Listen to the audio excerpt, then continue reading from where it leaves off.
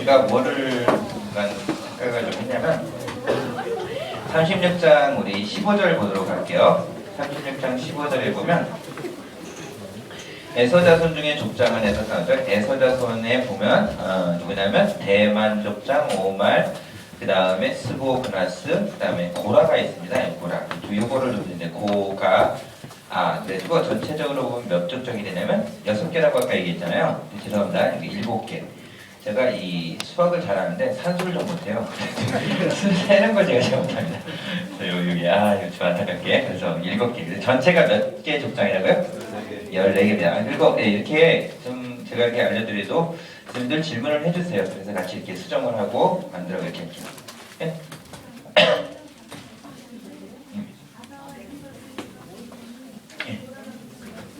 예. 근데 그거는 이 층이 좀 달라요. 성경 층이 다르고 그거는 취급을 안 하고 밑에를 취급을 합니다. 예.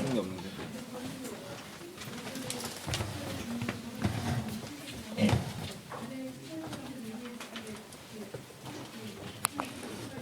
그렇구나.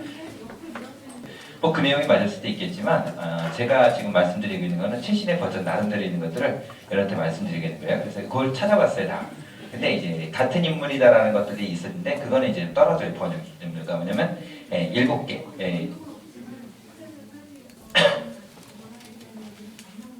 예. 그렇죠.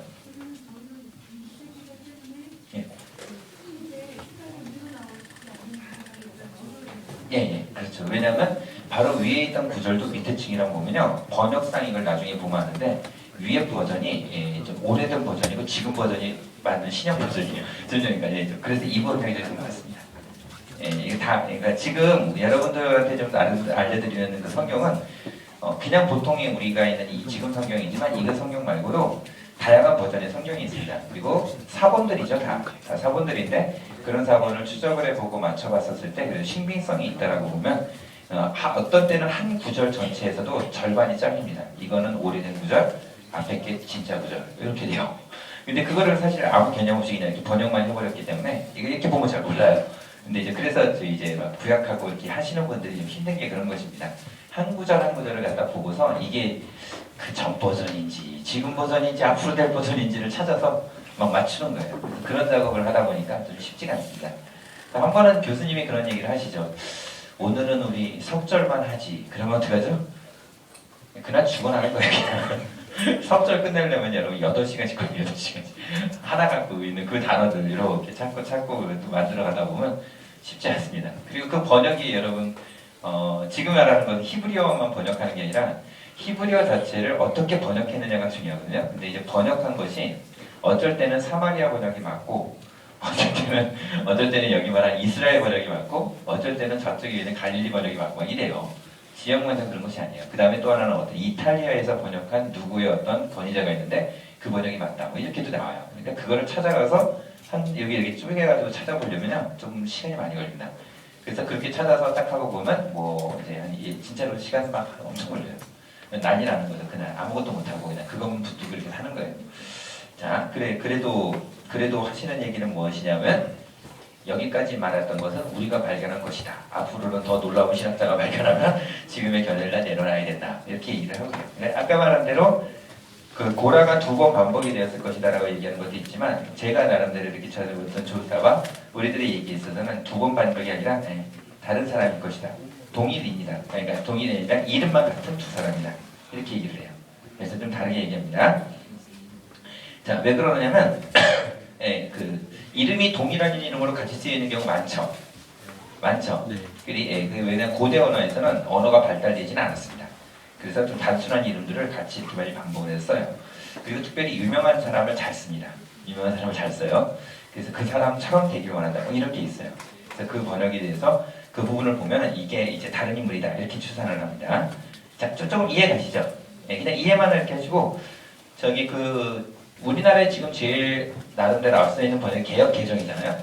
이 개혁개정이 1960년대에 번역하고 한 번도 번역을 안 했다가 이번에 번역된 게 개혁개정이에요. 이 개혁개정 번역이 됐는데 개혁개정 번역을 의역을 거의 안 하고 대체적으로 원문에 좀 충실해 보겠다고 해서 번역을 했습니다. 근데 이 번역도 많이 좀 의역된 거고 이것 말고도 지금 번역하고 있는 책들이 많습니다. 지금 번역되고 있는 것 중에 하나가 이제 창세기만은 제가 알기로 번역이 다 됐고 출애굽기도만 뭐 나온다는 얘기가 있어요. 그렇게 지금 하나씩 책을 만들어가고 있습니다. 근데 그렇게 만들어가고 있는데 예루살렘에서는 우리 예루살렘에서 나와 있는 전체에 있는 책을 한번 번역을 해보겠다고 해서 번역을 하고 있는데 구약만 번역을 하고 있습니다. 근데 그 번역하는 데지 지금 앞으로 30년이 걸린다 이렇게 얘기하고 있어요. 근데 지금까지 한 게 신명기인가 여호수아인가까지밖에 안 됐습니다. 예, 그 번역이 완역이 다 돼서 나왔다 그러면 이제 지금까지 있던 모든 좋은 주석들이나 이런 게 한마디로 머리 숙이고 다 이제 폐쇄가 되는 거죠. 이 번역이 맞아. 뭐 이렇게 정도로 나올 정도로 좀 그렇게 정도 되고 있어요. 네, 그거는 30년 후의 일입니다. 네, 될까는 안 될까는 모르겠어요. 제가 알기로는 그 전에 예수님 오시지 않을까 생각하는데, 예, 그러나 그 작업을 하시고 계시더라고요. 뭐, 그래요. 자, 중요한 건 이제, 대충 이해 가시죠? 네, 또 나중에 또 다시 한번 볼게요. 자, 다음에 어떤 일이 있었냐면 38장. 38장은 갑자기, 분명히 요셉 얘기 나오는데, 38장은 제목이 뭐죠? 장 제목이? 네, 이게 유다와 단말이라는 이야기로 바뀌잖아요. 그래서 남들이 볼 때 이거는 그다음 39장은 다시 뭐로 시작돼요? 요셉 얘기로 넘어가거든요. 그래서 38장이 37장과 39장을 갖다가 전혀 그냥 개조치 않고 그냥 사이에 껴있는 그런 본문은 아닌가라고 합니다. 그런데 그 번역하시는 해석하시는 분 중에 한 분이 이런 얘기를 했어요. 뭐라고 그러냐면 이것은 그 사이에 전혀 다른 본문이 아니라 반드시 연결되어 있는 본문이다. 이런 얘기를 했어요. 즉 그 안에 포함되어야 된다라고 그래요. 왜 그러냐면 38장 1절에 보면 뭐라고 나와있어요? 그 후에라고 나오죠. 그 후가 언제냐고. 누가 이거 팔자고 얘기했어요? 유다예요, 유다. 그리고 진짜 그걸 팔았다라고 얘기하고서 했었을 때 그 나타나는 수많은 그 가족들끼리, 즉 뭐냐 형제들끼리 있었던 모든 사건들, 그리고 아버지한테 그걸 고백했을 때 아버지가 맨 끝에 37장 맨 끝에 보면 그러거든요. 스울로 내려간다. 뭐 이런 얘기들을 이렇게 하는 거 굉장히 좀 비통한 아주 이런 도를 끝나요. 그래서 그 후에 라고 나오면서 유다가 어디로 가요? 이 모든 가족들의 관계를 멈추고 딴 데로 튀어갑니다. 홀로 저기 딴 데를 간다는 거예요. 이해 가시죠? 그래서 연결된 본문으로 보시는 분들이 있습니다. 그리고 저도 역시 거기에 대한 견해로 저도 이렇게 동의를 하고 나갔는데 그때 어디로 가냐? 38장 1절이 어려운 죄로 갔습니다. 어디냐면 유다가 형제들로부터 떠나 내려가서 이런 표현이 나와요. 아둘람 사람 누구에게 가요? 히라. 이거 기억하십시오. 유다가 간 곳 어디예요? 아둘람 사람 히라. 히라 기억하십시오. 자, 근데 그게 어디냐면 일단 봅시다. 2절입니다. 또 어려운 문제인데 유다가 거기서 가나안 사람 수아라는 자의 딸을 봤다. 그래서 유다가 거기서 누구를 봐요? 아둘람 사람 히라에게 갔더니 거기에서 살고 있는 가나안 사람들이 나옵니다. 뭐냐면 수아라는 자의 딸이 있어요. 그래서 그 여인과 같이 결혼합니다. 그래서 아들을 낳는데 3절부터 볼게요. 그 아들 이름이 첫 번째 아들 이름이 뭐예요? 엘이 들어가면 다 뭡니까? 엘은 하나님을 얘기합니다. 하나님을 얘기해요. 자, 하나님과 같다라는 표현을 하고 두 번째 4절. 다시 이번에 이름이 뭐예요? 오난이라는 이름을 줘요. 자, 다음에 세 번째 5절에 보면 그 이름을 짓는데 또 이번에 세 번째 이름 뭐라 그래요? 셀라라는 이름을 줬습니다. 그래서 엘과 오난과 셀라라는 세 명의 자녀를 둡니다. 그때 5절은 어려움제로 나온 것이 있습니다. 뭐가 있냐면 셀라를 낳을 때 유다는 어디에 있었다? 요거 문제를 하는데 거십 여기에 있었다. 여기에 그 어려운 문제로 났어요. 거십 셀라를 낳을 때 유다는 어디 있었냐 이렇게 해서 문제가 나왔습니다. 어려운 문제가 나왔습니다. 거십 그리고 여러분들한테는 아마 예상 문제가 되겠죠. 자, 그런데 그 다음에 어떤 일이 있었냐면 6절 기출인데 유다가 장자 그런데 누구예요? 장자가 엘이잖아요. 그 엘을 위하여 아내를 데렸는데 그 아내 이름이 뭐예요? 이게 참 중요한데 다말이에요. 타말이라고 합니다. 예, 그 이스라엘에 진짜 맛있는 과일이 하나 있습니다. 야자수 열매라고 나와요. 그 야자수 열매 이름이 뭐냐? 다말입니다. 다말. 그거 정말 이렇게 우리나라의 말로 얘기하면 뭐라 그러죠? 뭐라고 해야 되지? 꽃감 같은 거 있죠. 바짝 말린 말린 꽃감 같은 거 있죠. 그런 식으로 돼 있는 대추나무 대추 같은 거 있죠. 대추같이 생겼습니다. 여기 다말이라 그래요. 그것이 여기는 되게 달아요. 그 당시에 그 사람들에게 이렇게 갈증을 느끼거나 이랬을 때 그걸 이렇게 충분히 탄수화물을 공급해 줄 수 있는 것. 그게 유일하게 그거였던 것 같아요. 다말이라고 합니다. 자, 그런데 어떤 일이 벌어지냐면 결혼을 시켰더니 이 결혼시켰던 첫 번째 아들이 죽은 거예요. 7절에 보면 엘이 이제 여호와 보시기 약했다라고 나오는데 엘이 죽습니다. 자, 그런 후에 어떻게 되느냐면 9절입니다. 9절 예, 기출인데 우리 그 형제들이 이렇게 있을 때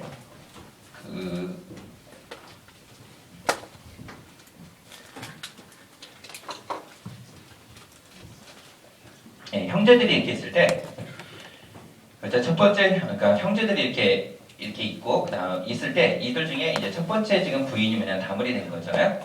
자, 그런데 이 형이 죽었어요. 그러면 어떤 일이 벌어지냐면 형으로부터 시작해가지고 물론 동생들에게는 분깃을 주지만 이 땅 전체를 준 것은 이 땅을 주신 것은 누구다? 가장 기본적인 이스라엘 사상인데 이 땅을 주신 것은 누구다? 농사할 땅을 주시고 이렇게 했던 건 누구다? 하나님이시잖아요. 그래서 자녀들이 딱 하게 있었을 때 자녀들에게 나는 분깃이 있으나 근데 만약 형이 죽었어. 그리고 아니면 형이 죽거나 아니면 두 명이 다 딸이야. 그러면 이들에게 있어서 소속된 다른 사람과 결혼해버리면 이들이 갖고 있던 땅은 어떻게 되는 거예요? 그쪽으로 확 쏠려가 버려요. 그래서 땅 자체가 어떻게 되는 거 없어지거나 이런 일이 벌어진다. 그래서 그런 일들을 미연에 방지하고자 형이 정말 죽고 자녀가 없을 경우는 어떻게 하느냐? 바로 두 번째 동생이 뭐예요? 여기 있던 형수를 취하고 자녀를 낳습니다. 그럼 그 자녀는 누구예요? 여기 있던 첫 번째 형의 땅이 되는 거예요. 첫 번째 형의 자녀가 되는 거예요. 무슨 얘기인지 아시겠죠?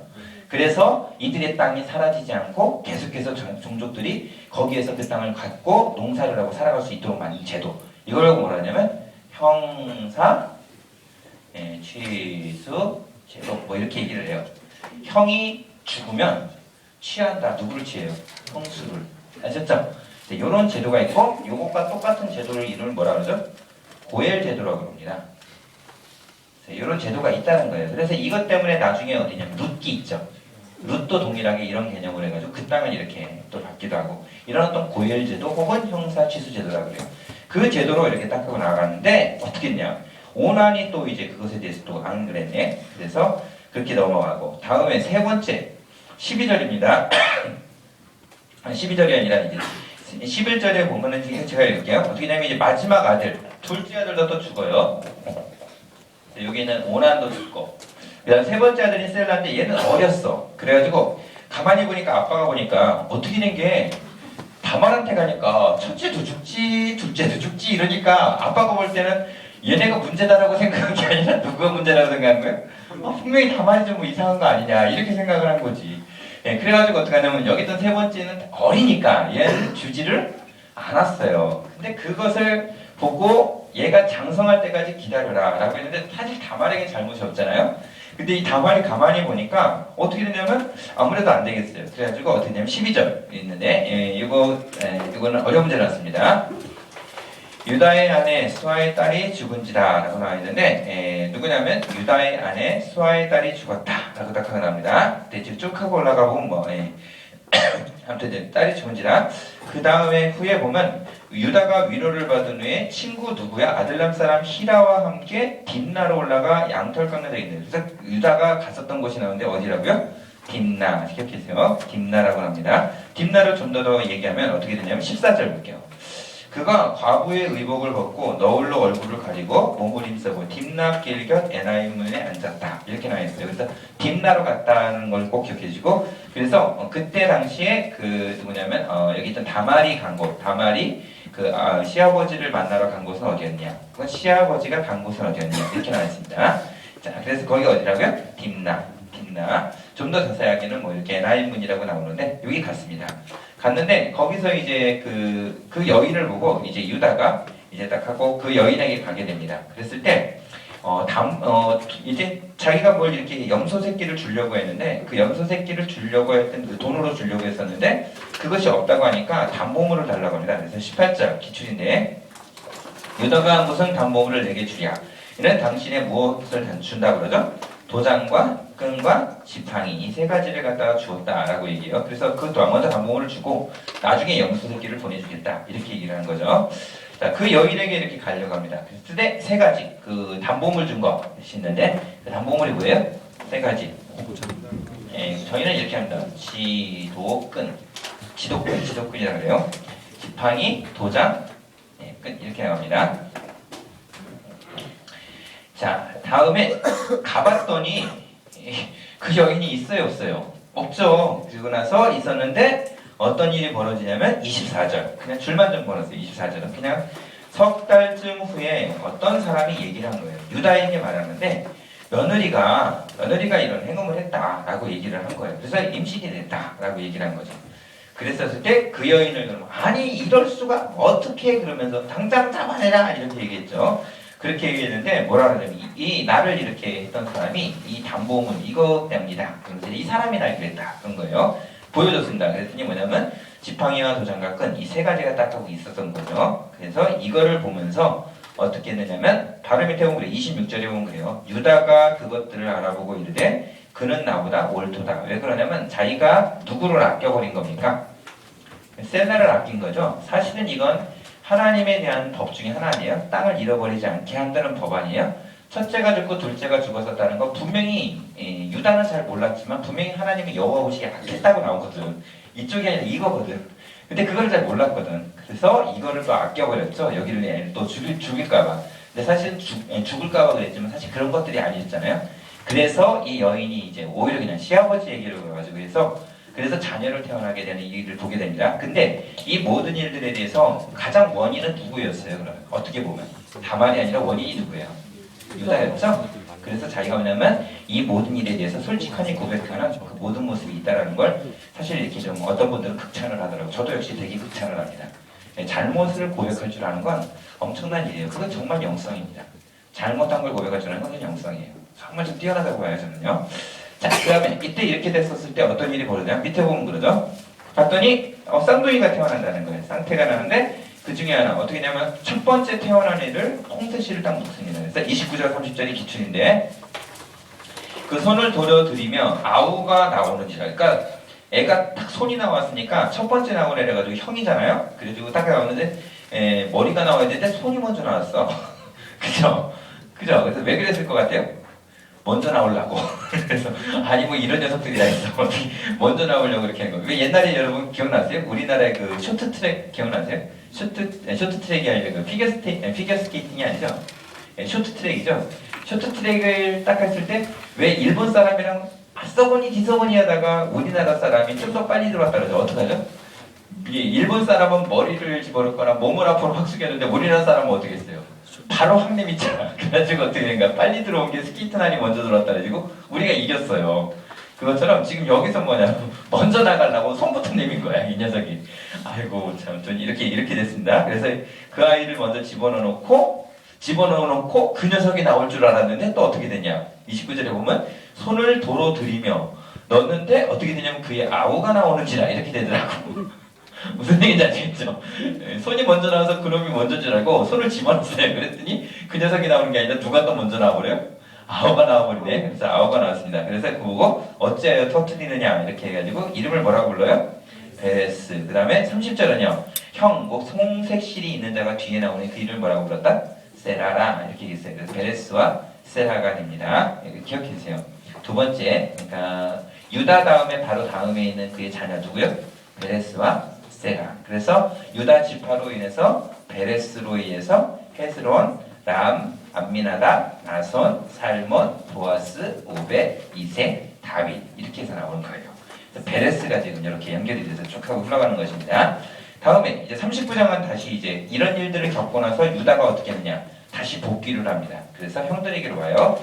물론 그렇다는 얘기는 자세히가 나오진 않지만 분명히 그것은 이제 추정을 해볼 수 있어요. 39장은 이제 요셉의 얘기를 다시 이제 돌아가게 되죠. 자, 1절 기출입니다. 요셉이 이끌려 애굽에 내려가서 바로의 신하 치위대장 애굽 사람 누구라고 그러죠? 이게 좀 중요한 사람인데 보디발 꼭 기억해 주시죠.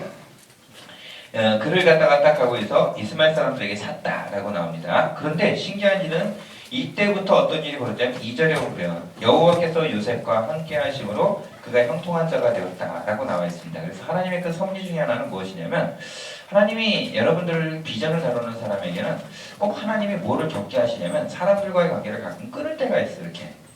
그래서 관계가 끊어지는 것 같은데 사실은 그것이 하나님께 더 집중이 되는, 그리고 하나님이 오히려 더 많은 걸 부어주시는 그런 것들을 이렇게 경험하게 돼요. 그리고 사람과의 관계에 대해 연연했던 사람들로부터 이렇게 관계가 그렇지 않다, 하나님과의 관계가 더 중요하다라는 부분을 깨닫게 하시는 시간이 꼭 있어요. 비전가는 꼭 그렇습니다. 이것을 가지고서 딱 경험하게 되는데, 그때 뭐냐면 형통한 자가 되어 애굽 사람의 집에 있었는데, 그때부터 가만히 보니까 3절에도 그럽니다. 또 여호와께서 그의 범사에 형통하게 하심을 그 사람들이 보게 된 거예요. 그 사람들 예수님 알까요, 모를까요? 모르거든요. 애굽에는요 수많은 신이 있어요. 아주 잡신은 아닙니다. 그렇다고 뭐 수많다라고 얘기한 것도 제가 표현은 그렇지만, 아무튼 애굽에는 유명하고 정통한 신들이 있어요. 그 신들보다 하나도 모르고 있는 하나님이라는 분이 막 앞서기 시작하는 기적 같은 일이 벌어지는 거죠. 어떻게 된 게 막 형통하게 되는 거예요. 막 뚫리고 개가 일하면 이렇게 되는 거 있죠. 제가 오늘리 교회에서 이렇게 훈련 받을 때 제 팀장으로 지방에 이렇게 내려가서 제가 이제 사역을 했습니다. 여름에면 가고 겨울이면 가는 그런 이제 비전 트립이죠. 그래서 어린이를 이렇게 돕고 막 이렇게 하는데, 그때 어떤 한 자매가 참 은사가 있어. 그 자매는 어떤 은사가 있냐면 이 정리의 은사가 있어요. 그래가지고 우리가 어떻게 하냐면 그 누나가 이제 한 누나가 음식을 하는 그 누나인데, 그 누나는 막 음식을 해야 됩니다. 그러면 안에서 빠글빠글한 애들, 그러니까 그 교회에서는 예배 드리면 7명밖에 예배 안 드리고 뭐 10명이서 예배 드리던 그런 애들을 우리 팀이 다 내려가니까 20명 이상이 내려가지고 한 22명 정도가 내려가가지고 동네를 휘젓고 다니면서 다 애들을 긁어먹은 거예요. 그래서 교회라는 데를 처음으로 소개한 거예요. 그 월광이라는 곳, 합천 해인사라고 하는 우리나라 팔방대장경에 있는 그 바로 밑에 있는 교회 이름이 월광교회예요. 교회 이름도 너무 웃겨. 지금 뭐죠? 불교 이름이야 월광. 안 그러면 교회 이름을 못 거게 하겠다 그래가지고 그걸 걸어놓은 거예요. 그래서 교회 이름을 거기다 이렇게 했는데, 애들 7명 있고 10명 있는 곳에 우리가 다니면서 애들 50명 이상을 모아가지고 딱 애들을 간다는 거예요. 걔들 음식해야죠. 우리 또 청년 다 20명 이상 음식해야죠. 뭐 전도사님 가족도 우리가 음식해야죠. 뭐 이런 건, 그쪽은 거기에 딱 들어서 막 하니 뭐 쌓이는 게 장난이 아니죠. 문님을 쫙 하고 막 두 사람 들어가서 이래도 엄청나게 쫙 하고 쌓이잖아요. 근데 너무 놀라운 거 뭐냐면 이 자매가 싹 지나가면 정리가 다 돼 있어. 이쪽 방 가면 또 다 돼 있고 이쪽 방 가면 다 돼 있고, 같이 간 사람은 오히려 힘들어하는데 그 자매는 아주 기가 막히게 아주 이거 잘하더라고요. 야, 저 은사다 이렇게 했거든요. 여기서 보면 범사에 형통하게 된다니까요. 그 사람만 가갖고 일하면, 요새만 가서 일하면 막 다 뚫리는 거예요. 안 되던 일들이 다 되는 거죠. 그래서 4절 기출입니다. 요셉이 그의 주인에게 은혜를 입어 섬김에 그가 요셉을 가정총무로 삼았다. 이거 그 기가죠. 가정총무라는 얘기. 자기 소유를 다 그 안에 미치겠다. 이렇게 기출이었는데 뭐냐면 요셉이 가정총무가 된 장은 몇 장이냐고, 이것도 남겨 있어요. 39장입니다. 어려운 문제 중에 하나였던 것 같아요. 기출이긴 하지만 이런 거 어떻게 탁 나왔을 때 답답하죠. 네, 그런 다음에 하나님께서는 또 신기한 일은 가정총무를 삼은 때부터 또 뭐냐면 5절에 보면 그래요. 복을 그의 집과 그의 밭에 모든 소유에 미치겠다. 이렇게 나와 있어요. 하나님의 일하는 사람 중에 하나의 참 특징 중에 하나인 것 같아요. 가만 아무튼 기적적인 일이 일어나는 거. 이게 하나님의 사람의 역사 중에 하나예요. 꼭 기억하시기 바랍니다. 그러더니 이 일로 인하여서 있었는데, 그때 그 요셉에게 있어서의 큰 장점이자 단점이 하나 있죠. 6절 있는데 뭐라 그러냐면, 요셉은 뭐라 그러죠? 쭉 하고 나와 있는데, 요셉은 딱 보면 용모가 빼어나고 아름다웠다. 요즘 말로 얘기하면 남자 중에 누굴까? 장동건, 현빈 뭐 이런 애 있죠. 거기에 형통케 하심까지도 같이 붙어있는 뭐 이러니 뭐 이거야말로 최고였지 정말. 이런 존재 만나시기 바랍니다. 있을까? 성경 인물 중에 이렇게 뛰어난 사람이 5사람 미만입니다. 5사람 미만이에요. 그러니까 5사람 미만이니까 너무 거기서 대해서 그렇게 잊지 않기 바랍니다. 5사람 미만이에요. 그 중에 한 명입니다. 그런데 7절에 보면 이제 어떤 일이 벌어지냐면, 그 주인의 아내가 요셉에게 이제 뭐 눈짓을 하고 뭐 농춤을 했다는데, 참 되게 재밌는 표현이 히브리어로 눈짓을 했다. 눈짓을 했다. 참 재밌는 표현인 것 같아요. 자, 그랬는데 이제 뭐라고 그러냐면 9절에 보니까 이제 그러면 이 집에는 나보다 큰 이가 없으며 주인이 내게 금한 것은 없어도 당신뿐이다 이렇게 합니다. 그래서 내가 어찌 이 큰 악을 행하여 뭐라고 나오죠? 하나님께 죄를 지을까 이렇게 나왔어요. 근데 이게 참 이렇게 보시면 돼요.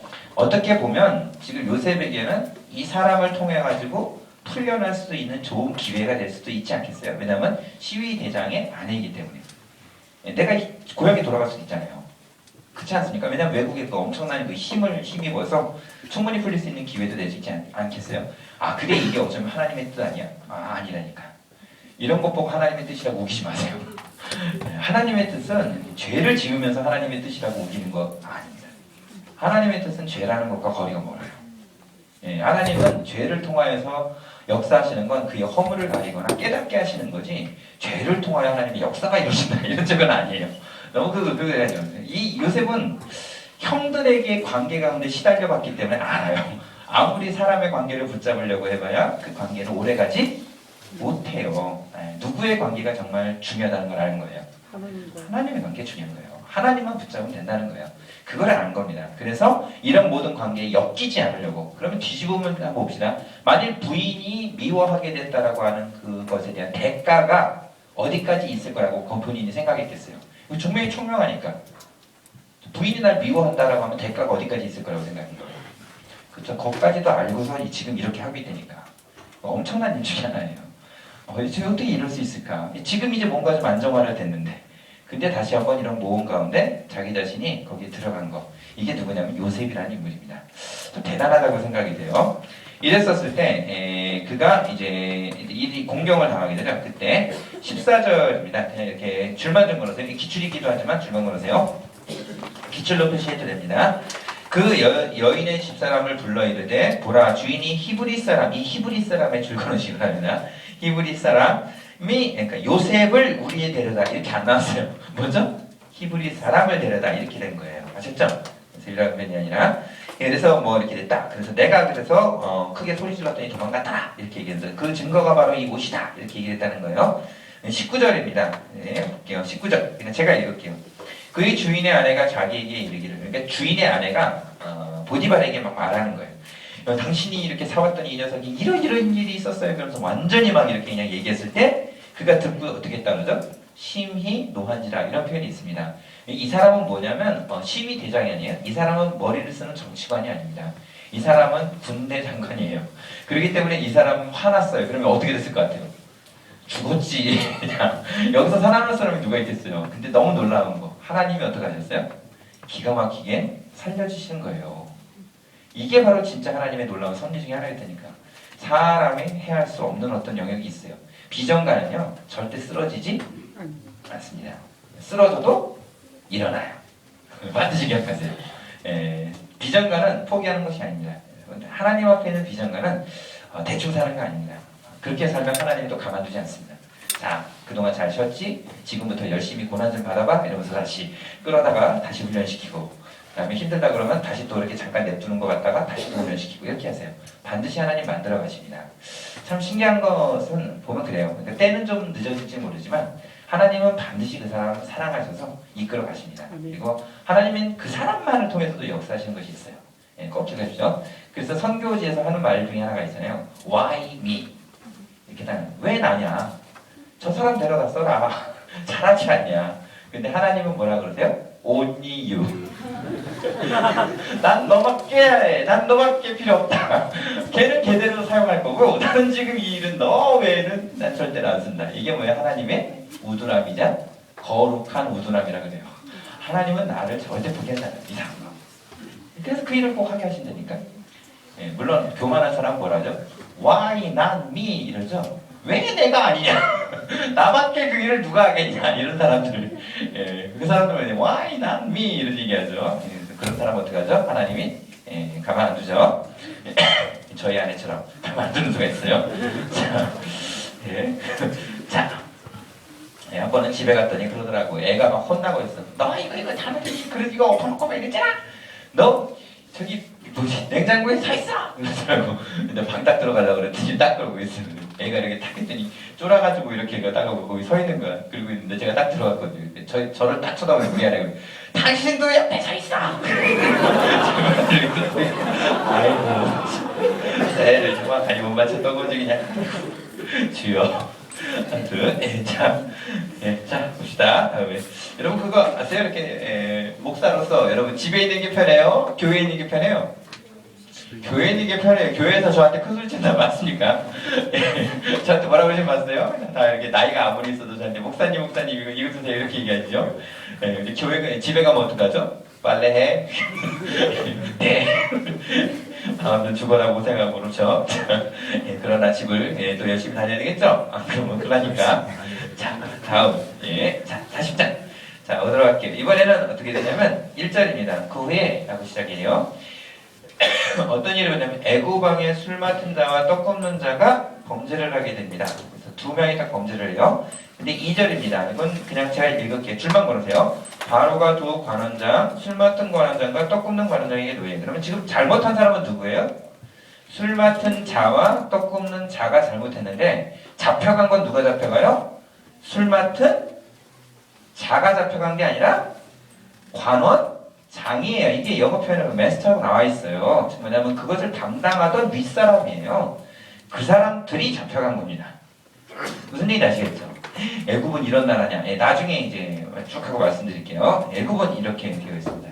근데 그들이 갇혔을 때 너무너무나 놀라웠던 일은 뭐냐면 요셉은 지금 감옥에 갇혀 있으니까 비전을 이루려고 하니까 하나님이 기가 막히게 요셉을 내보낼 수 없으니까 어떡하죠? 비전을 이룰 사람을 감옥으로 불러들이죠. 어떻게든 하나님은 기가 막히게 역사하시는 분이라는 거. 반드시 하나님이 일을 이루신다는 거. 그리고 이때 그 감옥에 딱 하고 갔는데 그 두 사람이 꿈을 꾸죠. 그때 꿈이 해석이 다르다라고 해요. 9절입니다. 어려운 문제 중에 하나가 나왔죠. 술 맡은 관원장이 요셉에게 꿈을 얘기하는데 뭐라고 그러죠? 포도나무 기억하세요. 포도나무. 포도송이 그 다음에 그것에 대해서 내가 그것을 바로의 손에 드렸다라고 얘기를 해요. 꿈에 딱 하고 있었을 때 얘기입니다. 그 나무가 세 가지가 있었다 뭐 이런 거 다른 건 아니에요. 그냥 일단 사흘이다 그런데 술 맡은 관원장이 꿨던 꿈은 무엇이냐 이렇게 딱 하고 나온 적 있어요. 포도나무가 핀 거. 다음에 이 얘기를 딱 들었습니다. 듣자마자 뭐라는 당신은 3일 만에 전직을 회복할 것이다. 이런 얘기를 딱 하고 해요. 그랬더니 그 얘기를 듣자마자 16절 또 어려운 데죠. 떡 굽는 관원장이 해석이 되게 좋은 거를 딱 봅니다. 그래가지고 뭐라 하냐면 내가 보니까 뭐라 그래요? 흰떡 새 광주리 이렇게 했습니다. 흰떡 새 광주리 이렇게 해서요. 흰떡 새 광주리. 그냥 떡 굽는 관원장은 너무 쉬워요. 근데 문제에서는 또 기출문제가 뭐가 나냐면 이거 어려운 문제로 나왔지만 기출문제로는 뭐라고 했냐면 풀려난 사람은 누구였느냐 이렇게 좀 쉽게 나왔어요. 뭐가 풀려났죠? 떡 먹는 사람이 아니라 술. 그래가지고 기억해 주세요. 술 먹으면 풀린다. 그렇죠? 술 먹으면 풀린다. 기억을 해주시라는 거예요. 쉽게. 술 먹으면 풀립니다. 떡 먹으면 안 되죠. 그래요. 술 먹으면 풀린다. 이렇게 나와요. 떡 굽는 관원장. 그것 중에 하나요. 흰떡 새 광주리. 이렇게 주세요. 흰떡 새 광주리.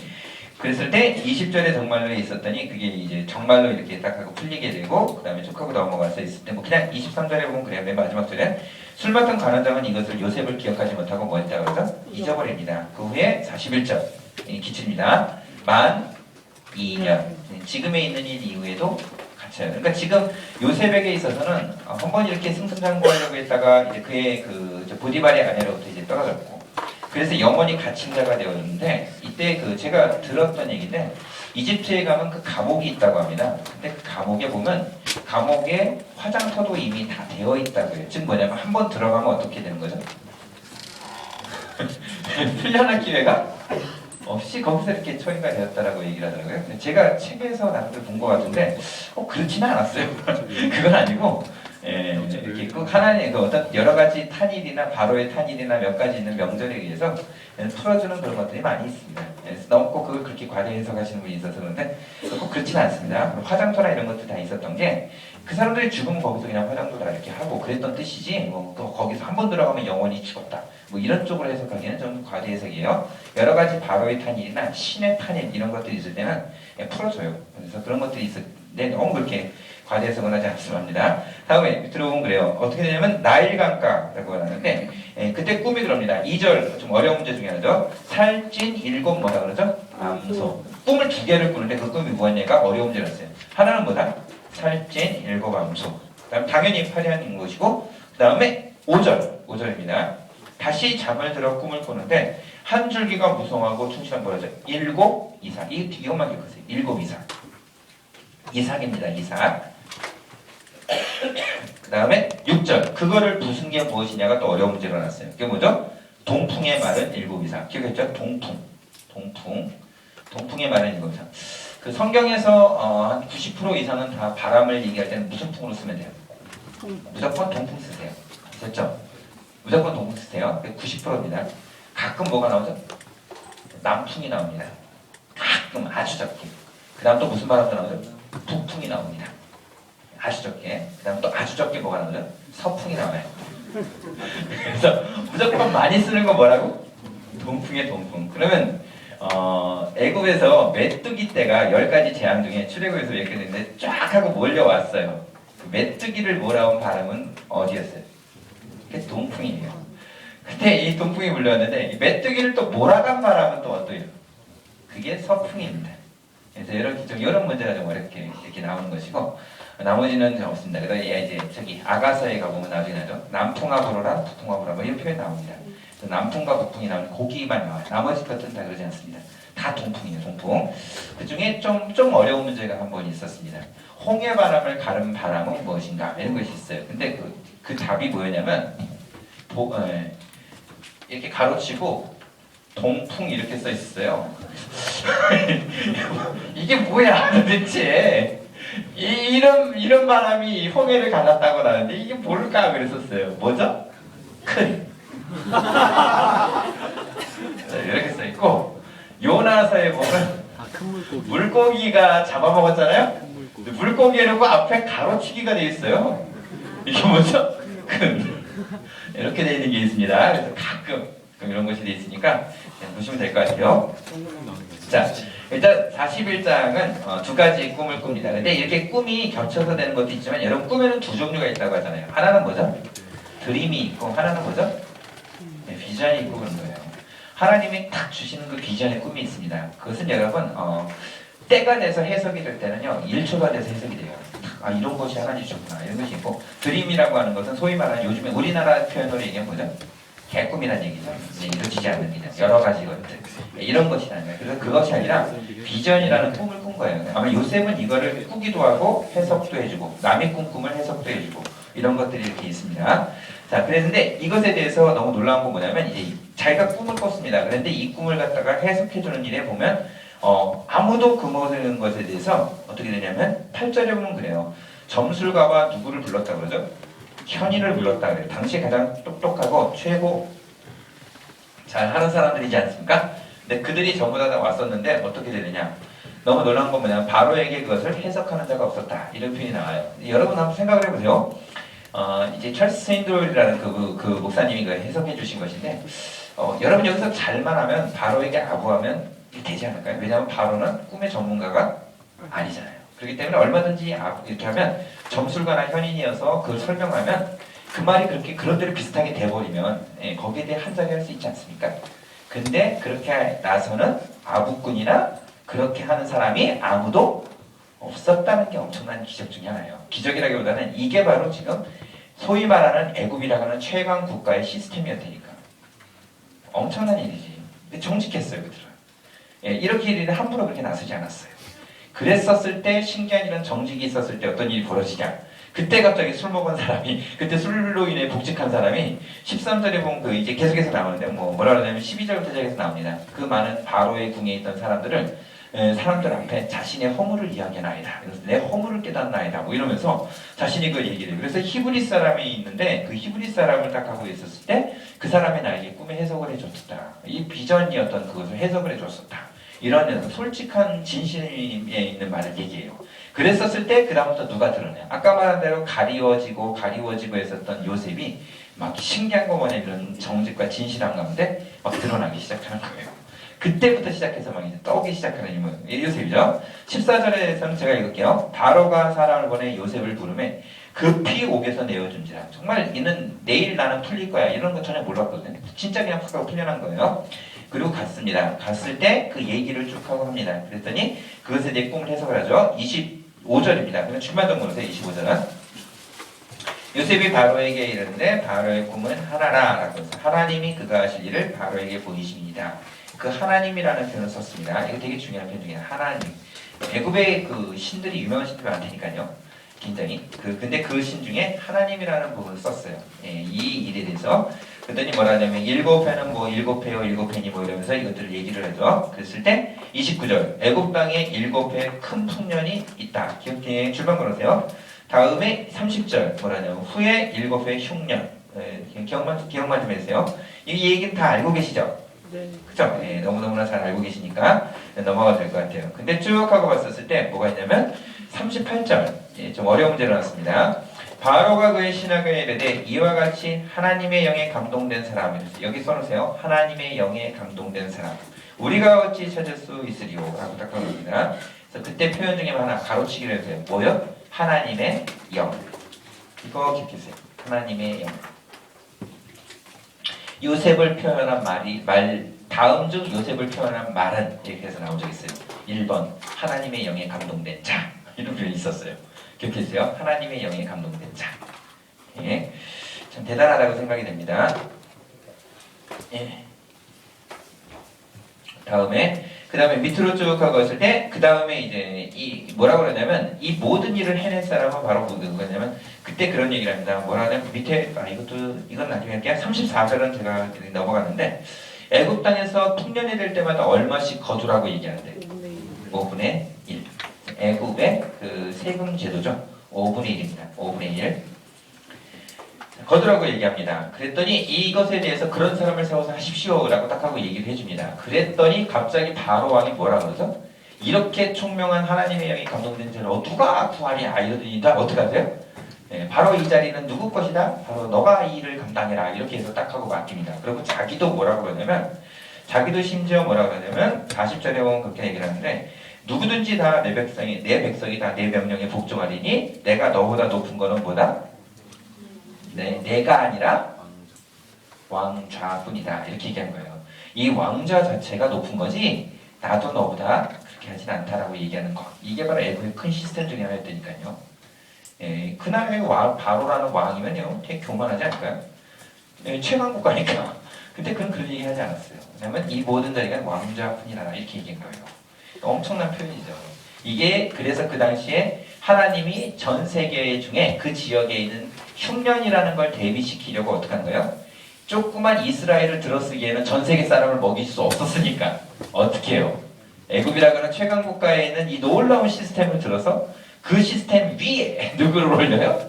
요셉이라는 인물을 올려가지고 이 시스템 전체를 가지고 전 세계 사람들의 그 흉년과 모든 것들을 대비했던 거. 이게 바로 이 뜻 중에 하나예요. 여러분은 기억했죠? 반드시 한국에서도 유명한 사람 되겠지만 여러분들 중에는 미국이나 어떤 나라들에 가서 반드시 하나님이 들어쓰는 높은 사람이 될 수 있다는 거. 왜? 그 시스템을 이용해서 하나님은 늘 비전을 이루시니까. 이 나라만이 아니라 전 세계를 운행하시는 하나님이시다 보니까 반드시 하나님 그렇게 역사하십니다. 크게 역사하세요. 자, 그럼 여러분 되시기 바랍니다. 자, 그러더니 41절, 42절, 43절 있는데 여기서 중요한 거 기출이죠. 이것도 기출이 아니라 좀 어려운 문제 나왔습니다. 총리가 되게 하라고 그러고 42절 제일 첫 번째 뭐를 갖다 했든 준거 요셉에게 준 거. 첫 번째 자기의 인장반지, 두 번째 세마포, 세 번째 43절에 보니 42절에 계속 본 뭐예요? 금사슬. 네 번째 43절에 본 뭐예요? 버금수레. 그래서 인세금법 이렇게 나왔습니다. 인세금법입니다. 인장반지, 세마포, 금사슬, 버금수레 네 가지 꼭 기억하세요. 어려운 문제 나왔습니다. 다음에 45절입니다. 그가 요셉의 이름을 뭐라고 불렀느냐면 사브낫 바네야 라고 나왔어요. 이 사브낫 바네의 뜻이 뭐냐가 기출문제로 나왔습니다. 사브낫 바네야의 뜻, 신이 통치한다, 꿈을 꾸는 자다, 뭐 이런 표현도 있고 신이 통치한다 이런 표현이 있습니다. 신이 통치한다, 신이 말한다 이런 뜻도 있습니다. 사브낫 바네야라는 뜻이에요. 신이 통치한다, 신이 말한다, 꿈을 꾼다 뭐 이런 뜻이 다 있더라고요. 뭐 그냥 이렇게 사브낫 바네야의 뜻 이래가지고 나왔습니다. 신이 통치한다, 신이 말한다. 그 다음에 뭐냐면 꿈을 꾼다 이런 표현이 있습니다. 신령한 되니까 꿈을 꾼다 이런 표현이 있습니다. 다음에 그에게 아내를 줍니다. 그게 뭐냐면 온의 제사장, 온 땅이라고 있습니다. 온이라는 그 지역이 땅이에요. 온의 제사장이 있는데 제사장이 누구예요? 보디바라. 그의 딸이 누구예요? 아스나. 기억하세요? 아스낫을 줍니다. 그래서 아스낫이 결혼을 하게 되죠. 그래서 나누는데 일부 다처제인 시대에 유일하게 또 일부 일처를 살았던 4명의 족장 중에 1명 누구죠? 네, 2명이 있습니다. 사실. 근데 누구죠? 이삭도 그러고 또 누구? 요셉도 그렇습니다. 요셉도 그래요. 자, 그래서 아스낫 시작을 나옵니다. 그리고 46절에 보면 그러죠. 요셉이 애굽왕 바로 앞에 설 때 나이 몇 세라고요? 30세라라고 나와 있습니다. 그러니까 당시 나이 아버지한테 있었을 때 나이 몇 세? 17세. 그러면 감옥에 가고 뭐 이런 것까지 다 있었을 텐데 그럼 모든 시간이 보면 몇 년일까요?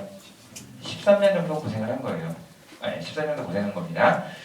그리고 실제로 지금에 있는 사건을 그 시편에서는 그의 발이 착고에 차여져서 발이 상했다고 이런 표현도 나오는데 그런 시편이 있습니다. 요셉에 대한 시편은 몇 편이야? 이런 것도 나왔어요. 몇 편이죠? 105편입니다. 105편에 보면요. 약 10년 정도 사는 아닐까 이렇게 추정을 하고 있습니다.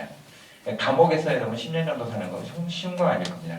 근데 그가 거기서 그 시간들을 하나님의 은혜 가운데 형통하게도 되고 그리고 뿐만 아니라 그 시간을 견뎌냈어요. 근데 그건 감옥에서 편하게 지냈다고 나와 있지 않습니다. 분명한 건 하나님의 때가 차일 때까지니라 이렇게 나와 있고 그리고 그때까지 그는 고생했다라는 거죠. 발의 심하게 착고에 그가 이렇게 있었다 이런 표현들이 있습니다. 자, 다음에 보면 그 다음에 넘어가서 이제 50절이죠. 50절에 보면 요셉에게 있어서 2 아들이 태어납니다. 아스나에게 나는지라 51절 기출입니다. 하나님이 그 아들을 태어나게 했는데 그 아들 이름이 뭐야? 첫 번째 아들 이름 뭐죠? 문하세 기억하세요. 뜻이 중요한 뜻. 있다 이거예요. 즉 뭐냐면 이제 이렇게 됐을 때 풀리는 거예요. 그래서 여러분 비전가는 고생합니다. 하지만 고생한 다음에 하나님이 주시는 것이 뭐죠? 풍요로움을 주기도 하고 평안을 주고 이것이 있어요. 그때 그동안에 있던 고생이 상처로 되는 게 아니라 이게 다 잊음과 치유와 회복이 되는 거예요. 그래서 여러분 반드시 비전가는 상처를 가지고 있거나 이러면 하나님 그 아직 때 아니에요. 다 치유가 일어나는 때가 반드시 있어요. 그때부터 시작되는 그 하나님의 더 크신 은혜가 있으니까 반드시 이거 거쳐야 돼요.